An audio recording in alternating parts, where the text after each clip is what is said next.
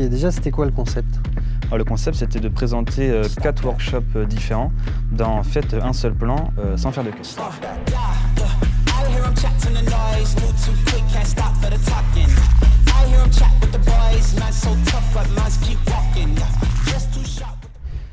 Bonjour, moi c'est Samuel.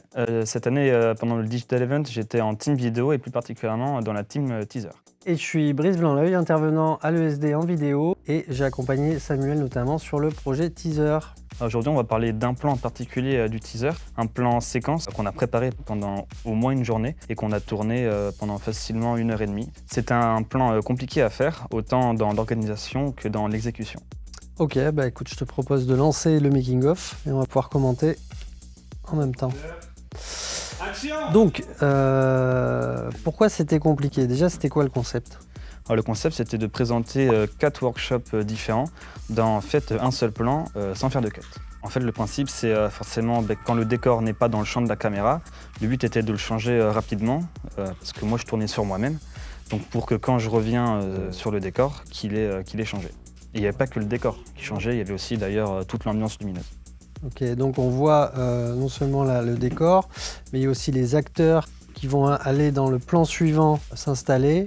Tout ça dos à toi à chaque fois. Il y avait aussi une grosse organisation en dehors de la pièce parce qu'il fallait préparer déjà les décors qui allaient sortir et rentrer. C'est ça, il y avait vraiment facilement une dizaine d'élèves qui préparaient les anciens décors, qui les mettaient dans un coin, les nouveaux décors dans un autre, pour que tout puisse être évacué et amené dans la pièce de manière fluide et le plus rapidement possible. Voilà, ben là par exemple, on profite du fait que tu es sur l'autre décor pour tout désinstaller, et ça concerne aussi les lumières parce qu'on voulait créer des ambiances différentes à chaque fois. Et là on voit qu'ils amènent le nouveau décor.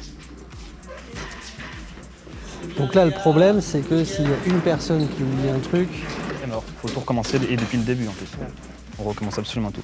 Il faut savoir du coup, pour la petite anecdote, on s'est rendu compte après que dans la table que vous voyez là, il manquait une lumière. Et en fait, à la caméra, ça rendait très bien. On s'en est pas rendu compte. Il s'installe, on voit les nouveaux acteurs et je crois que je suis parti parce qu'il manquait un objet du plan d'après, de la séquence suivante. C'était un micro peut-être, ouais. Donc c'est un peu le coup de stress parce que sinon ça aurait demandé de tout refaire. Et toi, c'est quoi le mouvement de caméra que tu faisais en fait? Alors moi, c'était un mouvement panoramique en fait, où je tournais juste sur moi-même, autour du trépied. Mais c'est pas si facile que ça parce qu'il fallait vraiment que je sois très fluide et très smooth dans mon mouvement pour que après, au montage, pour que tout soit fluide en fait et qu'il n'y ait pas de gros à-coups quand je filme.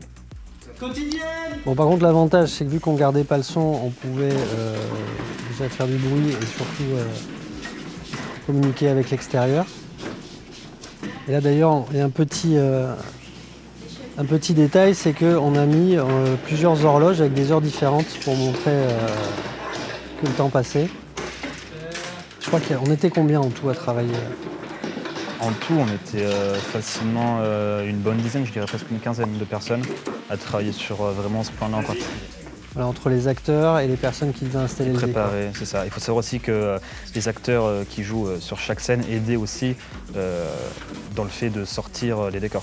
On profitait de leur présence sur le plateau pour sortir le décor et que tout aille vraiment le plus vite possible.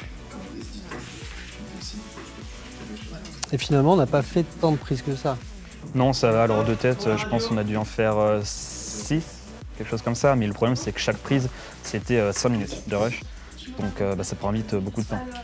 Oui, et puis toi qui devais faire un mouvement parfait, ça devait aussi c'était pas facile à te la fin. stresser un peu. C'est ça. À la fin, c'était compliqué. On avait les bras un peu crispés.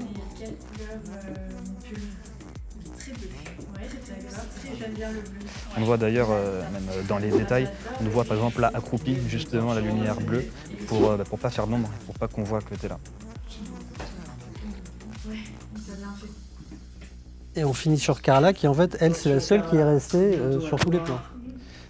C'est ça, oui, parce que c'est elle qui changeait en fait la diapo sur la télé qui annonçait les différents workshops. Couper. Et là, Et là, c'est fini. C'était le bon plan. Est-ce que tu pensais pouvoir faire un plan aussi compliqué au début du Digital Event? Pour moi, c'était compliqué, c'était faisable. En fait, vraiment, le plus compliqué, c'était toute la phase en amont du plan. Toute la préparation, le choix des décors, le choix de chaque lumière. C'est pas comme dans un plan où on a des cuts, où chaque plan est différent. Là, on pouvait pas. C'était tout en un et il fallait aussi penser à la faisabilité. Est-ce qu'on peut vraiment mettre ça ici? Est-ce que ça va pas poser de problème pour l'enlever après? C'était une autre manière de penser et c'était ça le plus compliqué au final. Très bien. Un dernier mot pour conclure?